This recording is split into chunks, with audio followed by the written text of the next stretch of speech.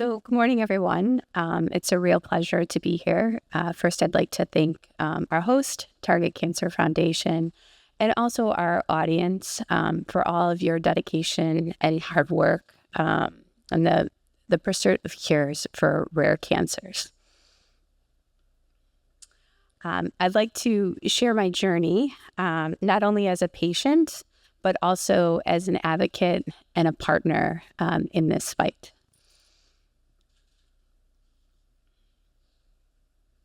Just a little background on me that Jim already shared, so I'll move through this.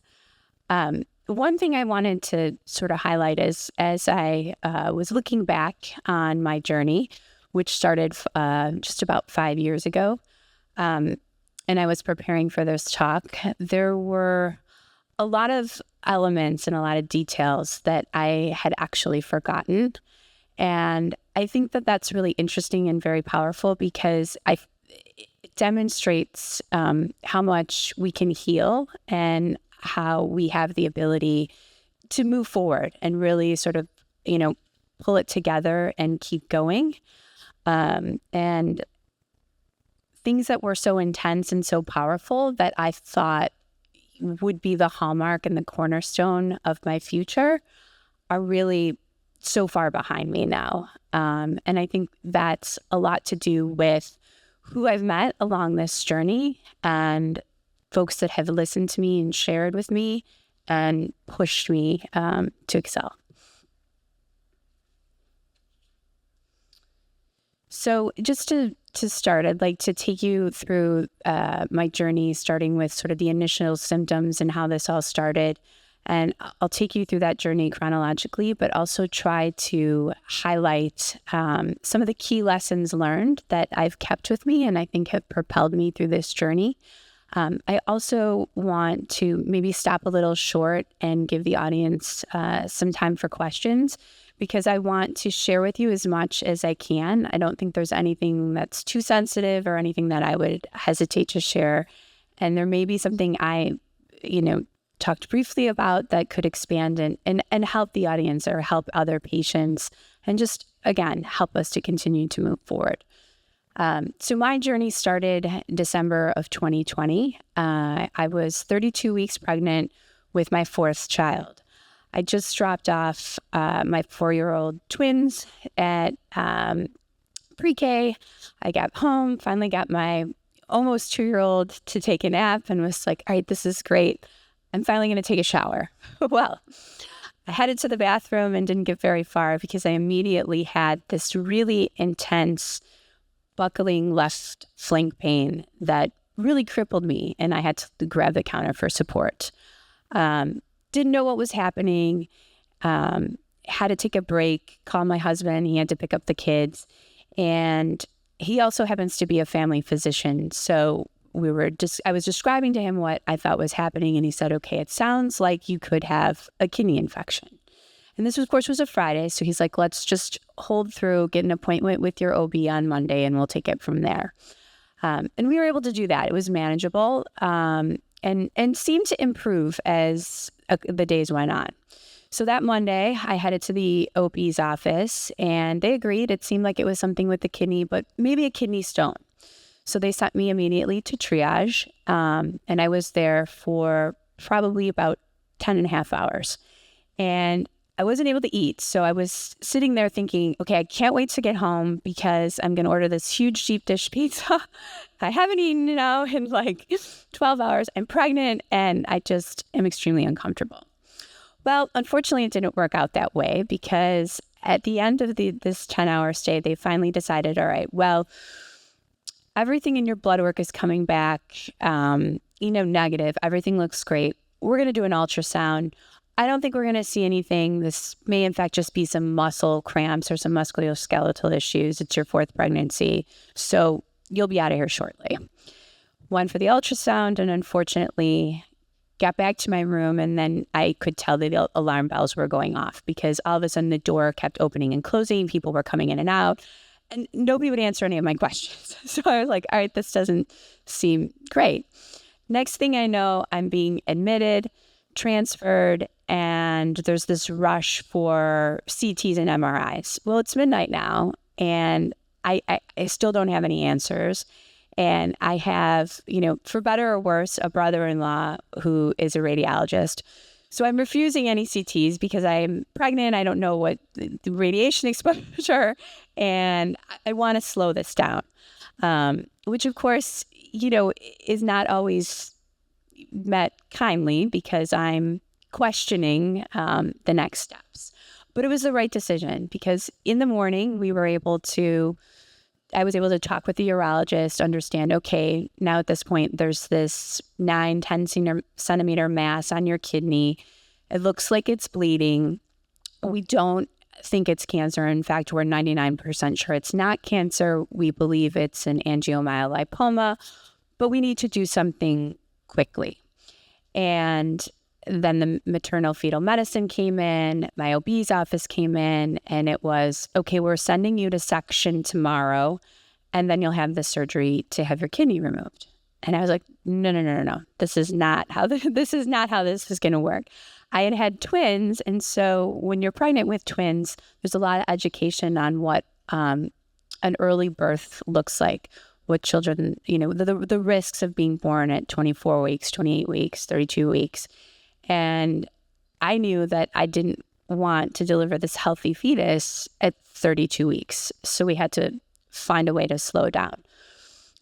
Thankfully, the initial urologist that was assigned to my case said, I really think you should go to section. I really think we should take care of this right away. But I don't really have the experience to make that call. And so I'm going to step down, which really worked well for me because then the chairman of the Department of Urology entered my case. And he said, the one thing I remember from medical school is we need to keep the baby inside as long as possible. So I agree with you, and I will do what I can to support that. And after a couple of days, my symptoms were improving, the scans were stable, and through collaboration, I was able to stay in the hospital for 2 weeks. So mind you, this is December. So nobody wanted me to go past Christmas because they were afraid of what might happen between Christmas and New Year's if there were skeleton shifts in the hospital. So I was able to lobby for an extra 2.5 weeks, which I think was extremely impactful for my daughter. And that's where I quickly learned that, you need to be an advocate. You need to stand up for yourself and your family and really take control and slow things down as best you can. And we were able to do that. So I delivered a healthy baby via induction on December 22nd, had a laparoscopic procedure to remove my kidney the next day, and was able to go home on Christmas afternoon to be with my 3 kids. One thing I also want to point out is that during this time period, it was the height of COVID. So while I was in the hospital for 3 weeks, I was only able to have 2 visitors. That was my husband and one other person, which turned out to be my brother, which was fantastic because he lived close and had a flexible schedule. But when you're in the hospital for 3 weeks and you're navigating a very difficult, challenging situation, you need support and you need help. And it was very important for me to advocate that I needed this extra help because I needed someone in the room with me when a urologist was coming in or a maternal fetal medicine person was coming in or an OB or anesthesiology. And my husband couldn't be there all the time because we had these 3 children at home. And my brother, as wonderful as he was, the medical aspect of this, was not his thing. So he didn't feel prepared to help me. And I was able to advocate again for myself and get a third visitor who actually happens to be in the room with us, which was fantastic because Stacey and I are both lawyers. And so we like to pride ourselves in being able to think logically and, without emotion. So we were able to work together to move things forward, which I'm very, very grateful for.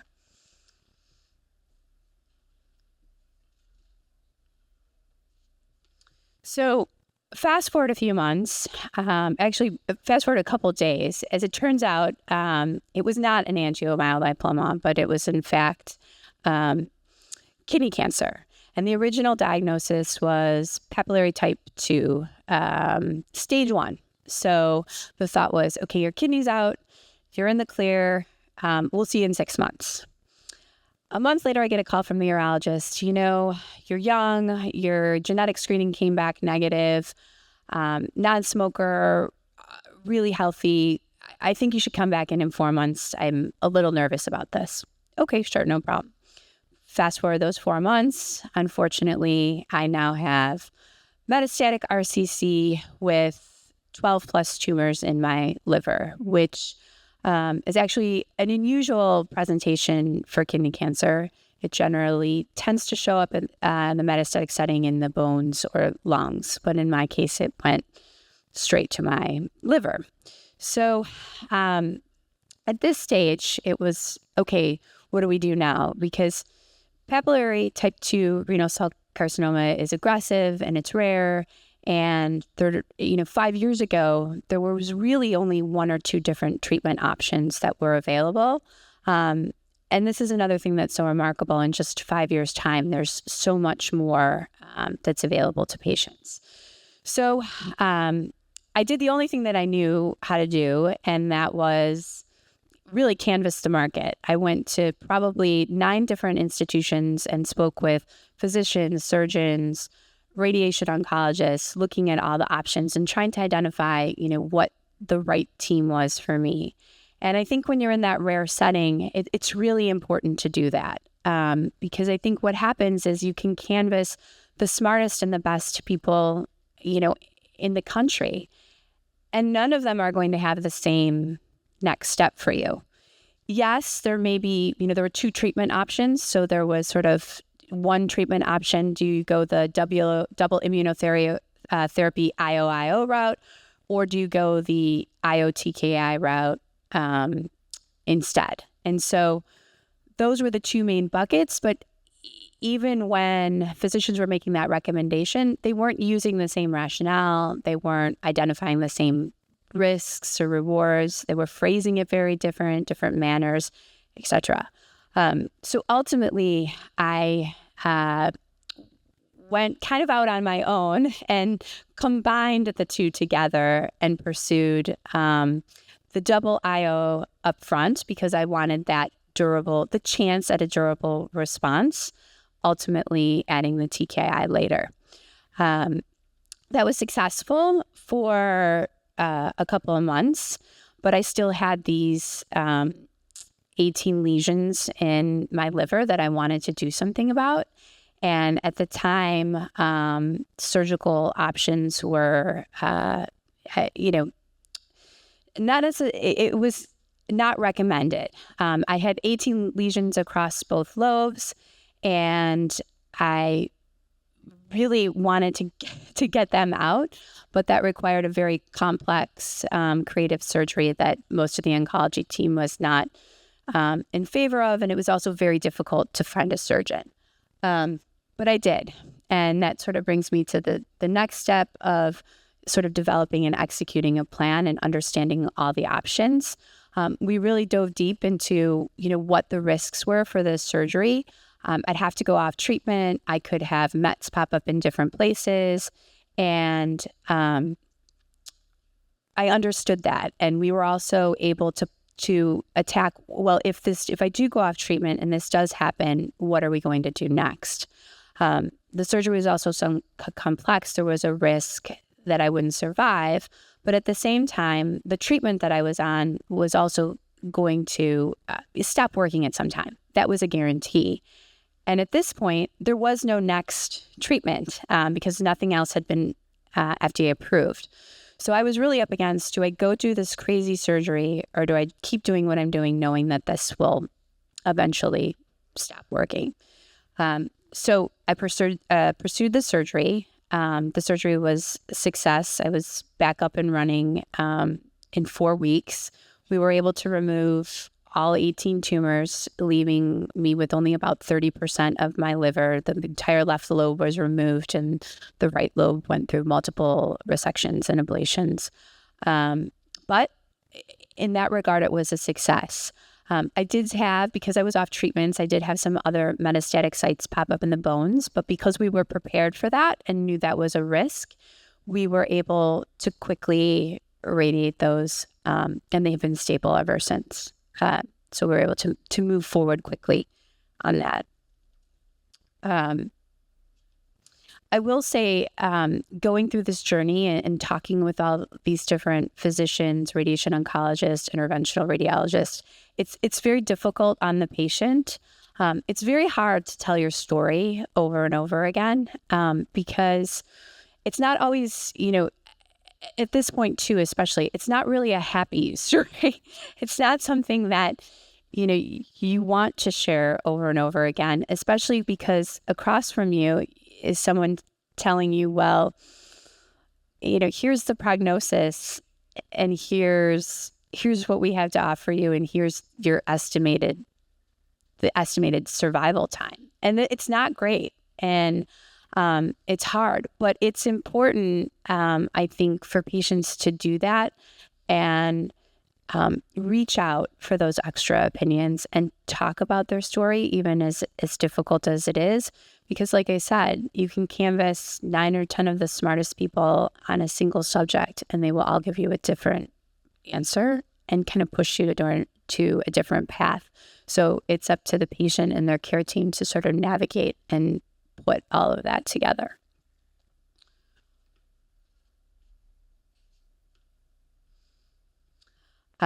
So after this second surgery, the team that I was working for advocated for some additional genetic testing, which at the time, even 3 years ago, was not really done in the kidney cancer space.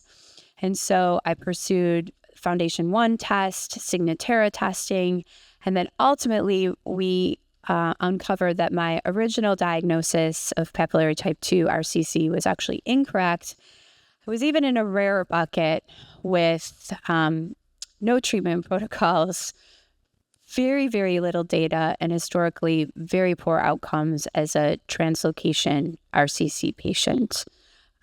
So while I was delighted to uncover that information, I think, unfortunately, it put me up against bigger challenges, and, my uphill battle was just getting steeper. So one other thing I want to just add before I move to sort of the last part of my reoccurrence is during all of this, I was able to join a lot of patient advocacy groups, and have also become a board member at KidneyCan, which does a lot of advocating on the Hill for medical research dollars, which we know right now is, extremely important. And through that, I was able to connect and meet with other patients that were facing challenges like mine, but also very differently. And through that network, I think, together, all of us, while our battles are a little bit different, I think united, there isn't a challenge that I don't think, we think we tackle anything that comes our way. And as I've had a reoccurrence, sort of the lesson that I've learned, and a lesson that I always tell the kids when I'm coaching baseball or football, is like, you always have to be ready. You always have to be ready, in the field for that one hopper, or at the plate for that curveball, because it's coming. We just don't know when. And I did have a reoccurrence a couple years ago, but because of the lessons learned throughout my journey and the network I had built and the team I had, I was able to tackle that reoccurrence really quickly. And now, for the last 2.5 years, actually, I've been surgery and procedure free. And I've also been on a systemic treatment that we've actually been able to cut back as a result of using data that we've collected through Signatera testing. So I think the message there is, some of these new innovative technologies, we need to embrace them, and we need to, take risks and try them. While they may not have been used in kidney cancer before, there's data to be collected and there's lessons to be learned. And especially when you're facing that rare diagnosis, you have to be bold and brave. Because there is no really one right path. There's several paths. And it's just a question of, which terrain you're willing to face and which terrain your team is willing, to take you down.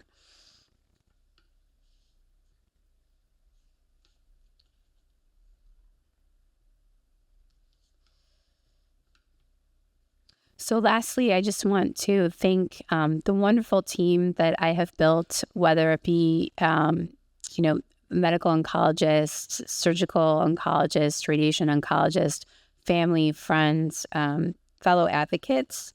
I want to thank everyone for being willing to listen to me, to share ideas, collaborate and exchange. I see physicians in Chicago. I see some in Tennessee. I see some here at Dana-Farber. And all of those folks are willing to talk and collaborate and work together, which I think is very important. It's not about individual institutions, but the people that are willing to help you on this rare cancer journey. And I think that that's also really important. Circumstances can change, but I feel like I'm surrounded by all the right people and ready to tackle whatever may come in the near future, but hopefully the distant future. So thank you very much.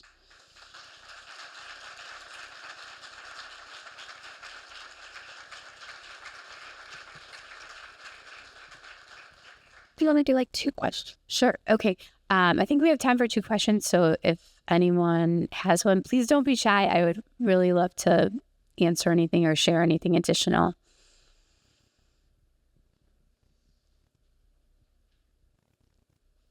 Oh, okay. Perfect. Thank you so much for sharing that amazing journey.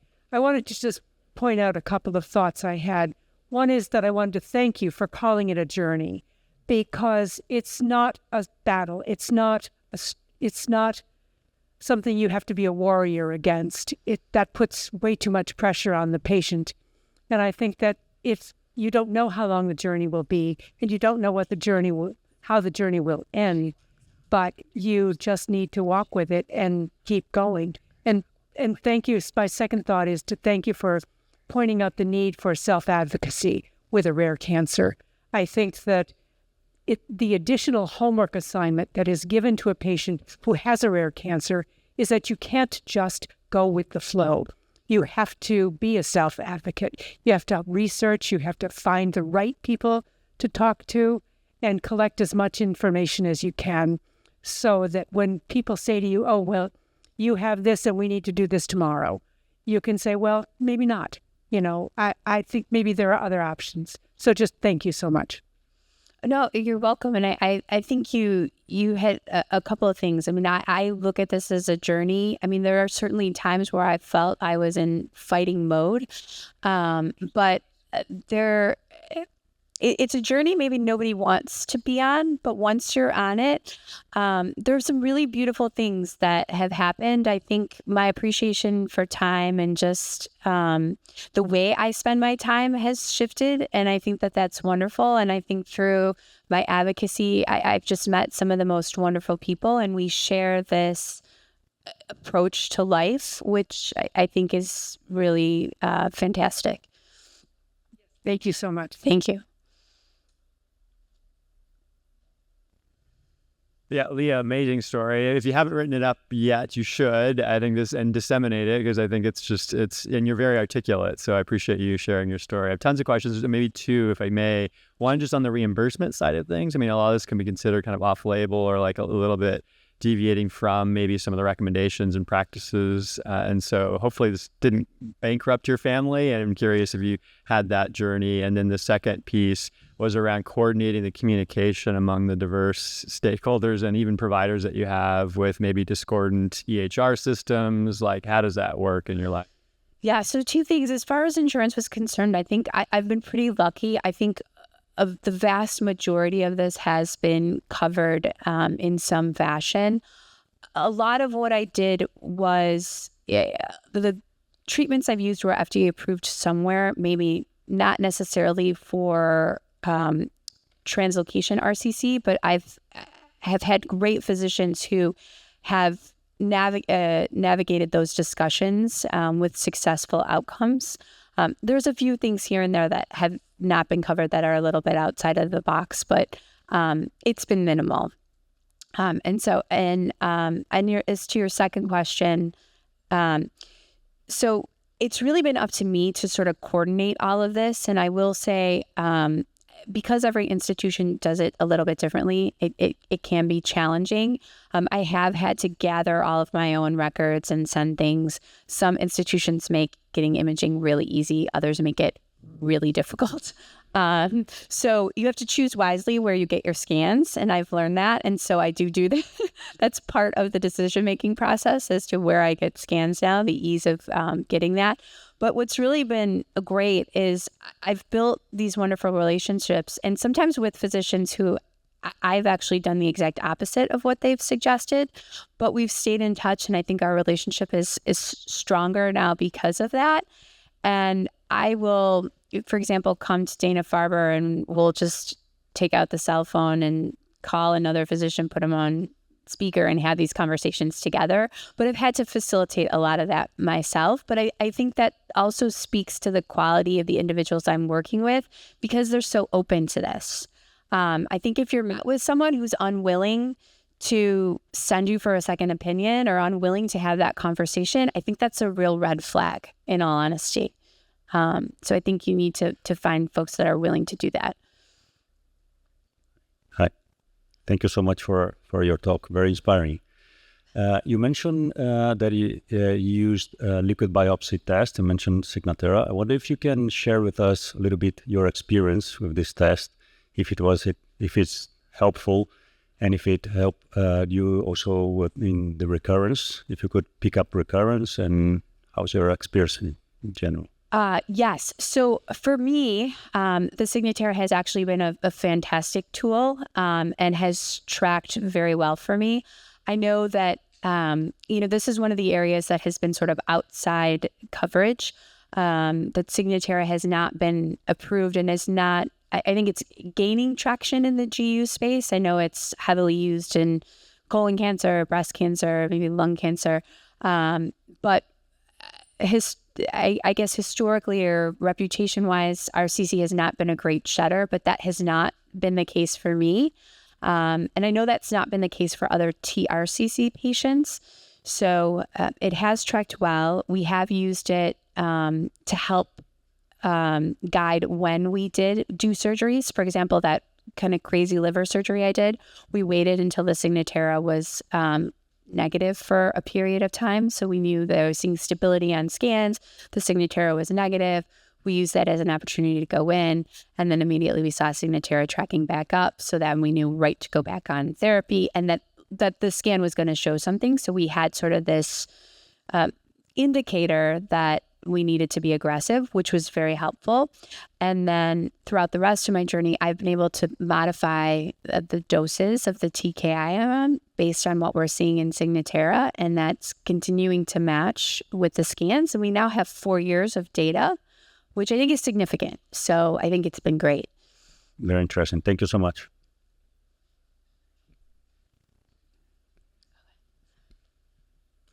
Left. Thank you so much for this inspiring keynote. I think you deserve a standing ovation. That was my question. Please, standing ovation. Great. Thank you very much, everyone.